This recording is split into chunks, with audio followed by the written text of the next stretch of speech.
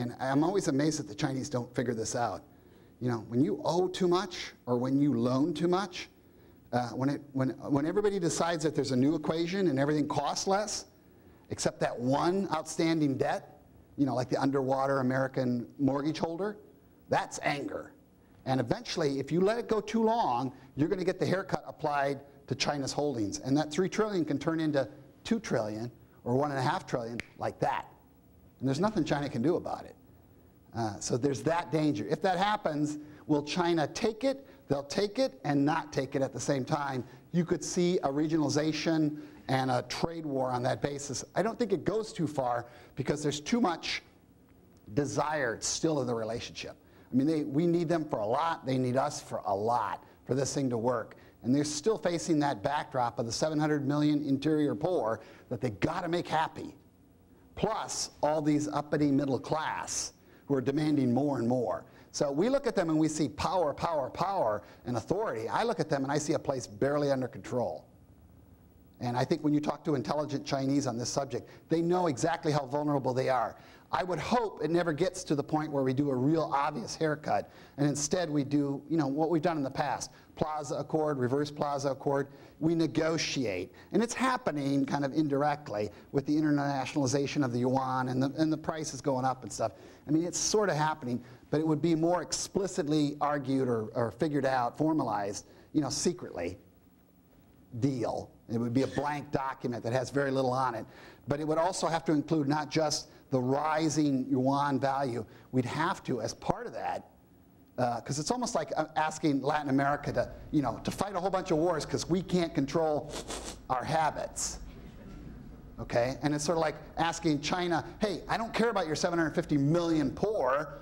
I got so much crap in my house, I'm storing it in rental units, and I can't afford my mortgage. Wow. China's like, you guys really do have it hard.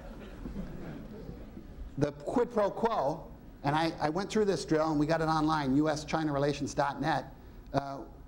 We did this drill, grand strategic agreement between the United States and China. And what we usually do in these kinds of drills is we go to the Chinese and we say, you know what, I'd like you to do this on Iran, I'd like you to do this on North Korea, this on Burma, this on Iraq, this on Afghanistan, this on a whole bunch of other things. I'm not going to sell you any military hardware. I'm going to keep all high technology out of your hands that I can. And I want you to raise your currency. And if you do that, I'll consider you a responsible stakeholder. And they look at us like, you know, that's how people talk to their dogs, not to fellow superpowers. So we went over to China, and you know, the notion was they got a lot of our money. It's going to be worth nothing unless they put it back over here. That's what the Japanese did. Who owns more of America than the Dutch and the Brits? Nobody. Do we have a problem with it? Absolutely not. This electricity is owned by the Brits.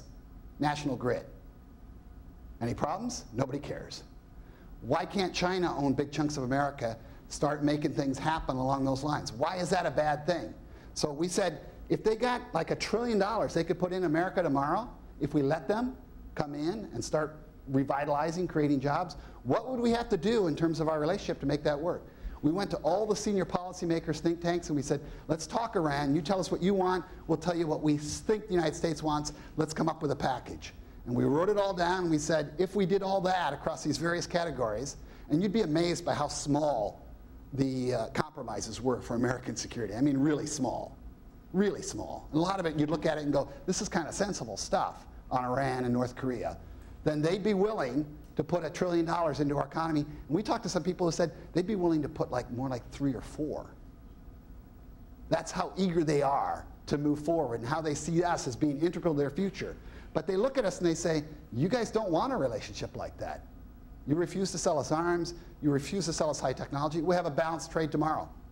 I'll just buy it from the Russians. I'll buy it from the Europeans. I'll buy it from everybody but you. And when I run around and buy stuff around the world and create jobs around the world, I won't do it in your neck of the woods because you treat me like crap all the time.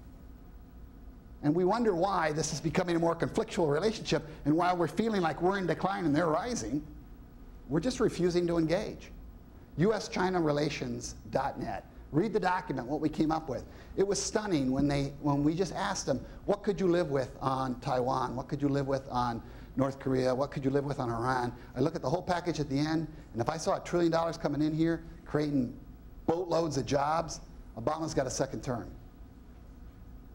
But do we have a Kissinger and do we have a Nixon? We keep waiting for the next Reagan, but I keep telling you, the Nixon will have to come first before the Reagan, just like he did the first time. So I'll leave it at that.